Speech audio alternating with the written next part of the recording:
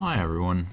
I've gotten a lot of questions about sideboarding with Affinity recently, and I just want to talk about my perspective on how and why I build my sideboard, and why I make the card choices I do, and what I think about specific other cards that people commonly sideboard. So the first thing to look at in your sideboard is how many Etched Champions and Masters of Ethereum are in your sideboard. Uh, that's kind of a given across every affinity list, and it's mostly that you need to have four Etched Champions in your 75 to deal with interactive decks. It's just your best card. It's incredibly powerful. You always want four in your 75. Um, Last year or something, I was running four Etched Champion main and then like one Master in the sideboard. But as certain colorless decks like Eldrazi Tron kind of rise up, and the amount of interactive decks has been on the decline. Last year, I'm talking like around GPLA in 2016, I think. There was a GPLA in 2016 that was modern, right? Or was it 2015? I don't know. The years are blurring together. Anyways, what I'm saying is, um, back then there were like just kind of hairy decks and all kinds of three color interactive stuff was the norm, and you wanted four Etch Champion main. Now you want the three masters so that you can raise Titan Shift and Storm and Eldrazi Tron and all those kinds of decks. Anyways, so once you're done having four Etch Champions in your 75, because you have to have those, um, what do you put in the rest of your sideboard? So I've seen a lot of affinity lists posted online that have kind of an eclectic mix of protective spells and interaction and like spell slot here, dismember there, dispatch here, stubborn denial, what have you. And I'm not going to say that they're wrong because people have those cards in their sideboards and do well with them. Um, but that's not my style, and it's not something I particularly like playing. And if you wanna build that kind of sideboard, go ahead. But when I'm building the Affinity sideboard, I'm looking for when I built my sideboard, I decided, you know what? I'm tired of getting wrecked by Stony Silence. So what I want to do is I want to put only cards in my sideboard that, when I'm boarding them in, are as devastatingly brutal against my opponent as Stony Silence is against us. So I want to be playing my 13 copies of Stony Silence or something the equivalent in my board against all of the other decks that I am playing, because you can have like minor edges, like a dispatch here can deal with big creatures in this matchup or that matchup.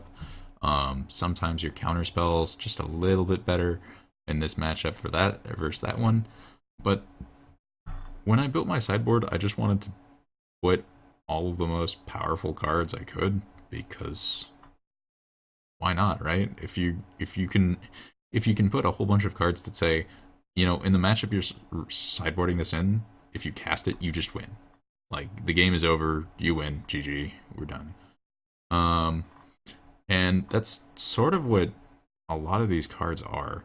Um, it's not it's not quite true, but uh, first up is Rest in Peace. Against Dredge, if you cast Rest in Peace and they don't have like the removal that turn, it's over. Like, the Dredge player can't win if Rest in Peace is in play. It's even more brutal against Dredge than Stony Silence is against Affinity. And I mean, there's some amount of irony in it being one white, one other enchantment too. But Stony Silence just wins the game against Dredge. They can't remove it. You win. It's over.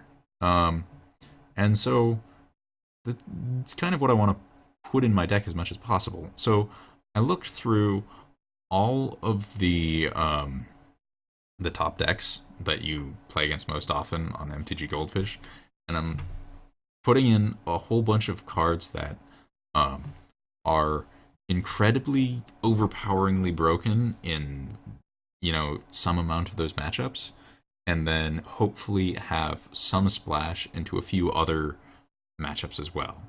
So, for example, Rest in Peace, incredible against Dredge, and also really good against Storm. Although, as some of the videos that I've made have shown, you can lose even if you've got a Rest in Peace against Storm, but that's besides the point. But, Rest in Peace, Storm and Dredge, they're in miserable shape, and then you'll play against some other random decks that have, a whole bunch of graveyard synergies like Eggs, and it'll be amazing there too. Ancient Grudge, you kind of just you need your own anti-affinity card because you're going to run into the mirror match quite a bit, and Ancient Grudge just is a 2 for 1 in those matchups. It's also great against basically any deck that wants to have artifacts. So if you've played Affinity, you know how much you hate playing against Ancient Grudge. Whip Flare is kind of indispensable against the creature decks like Chord and Elves.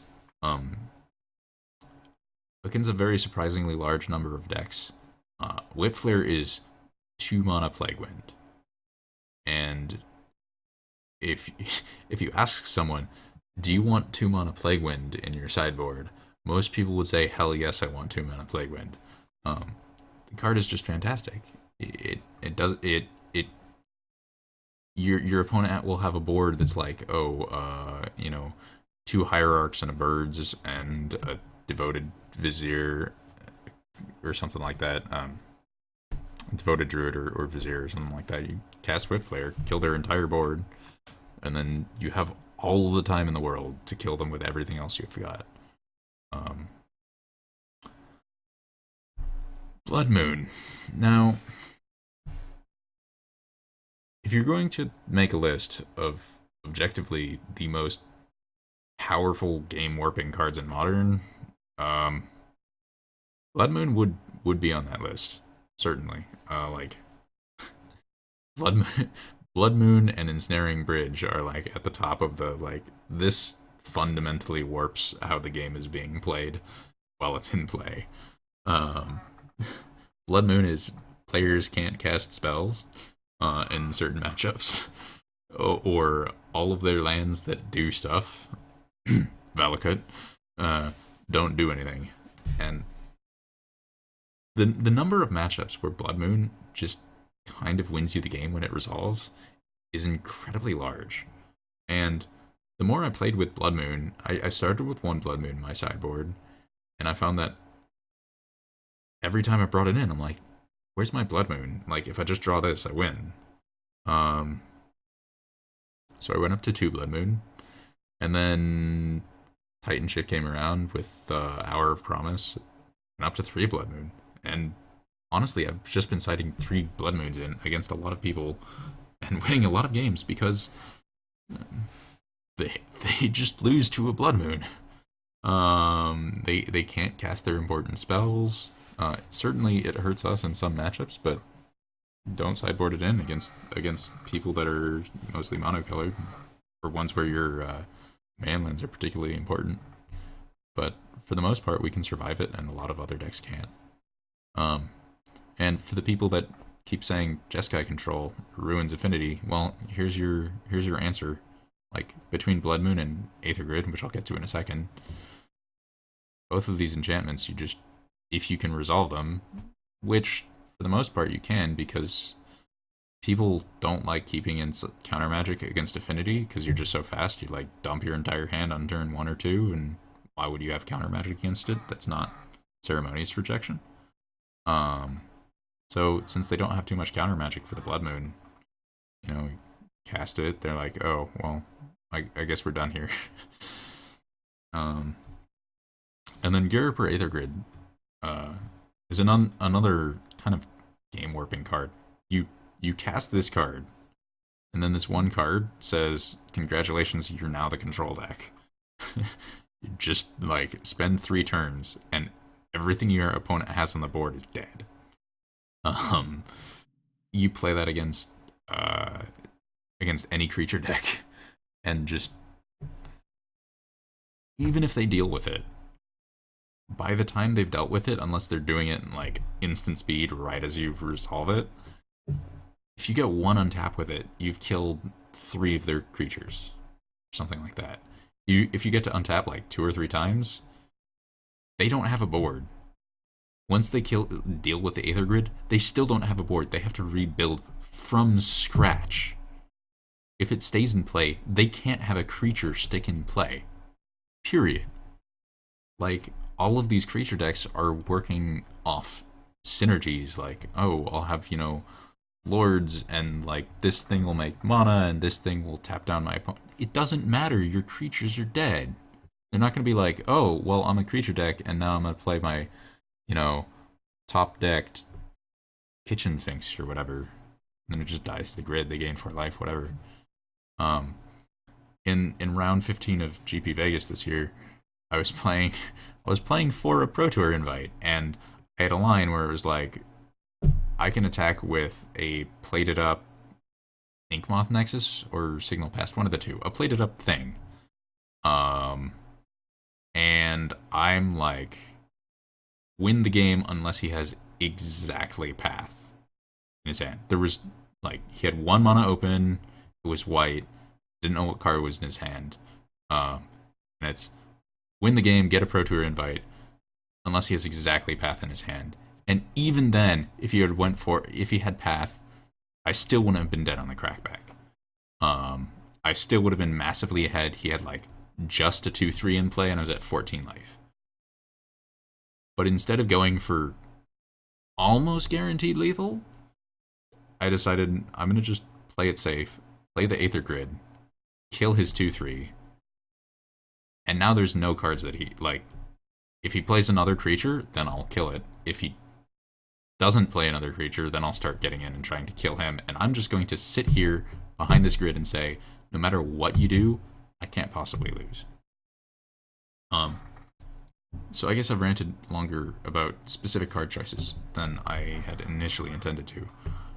But back to the overall, what do you want to do when you make an Affinity Sideboard? Identify matchups that you're having trouble with, and figure out what card you can put in that just breaks that matchup wide open.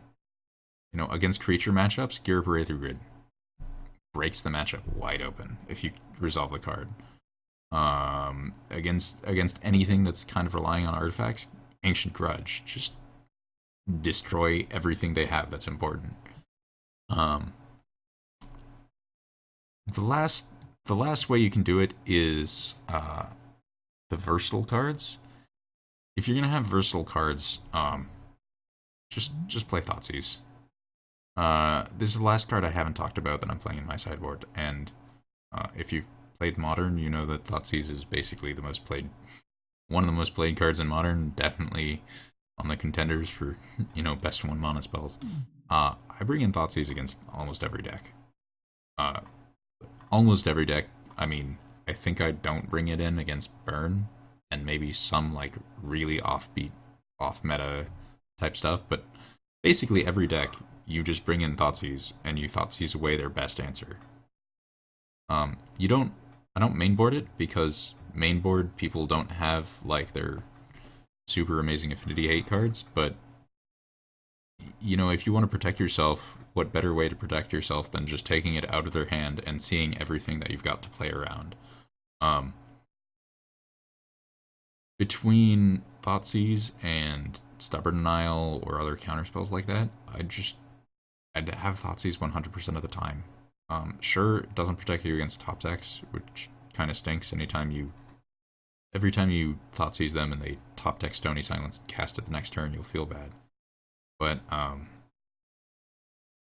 the information that you get from Thoughtseize really can't be overstated enough, or valued enough. That sentence kind of got away from me. But when you look at their hand and see all of the removal, you can just sequence your hand perfectly.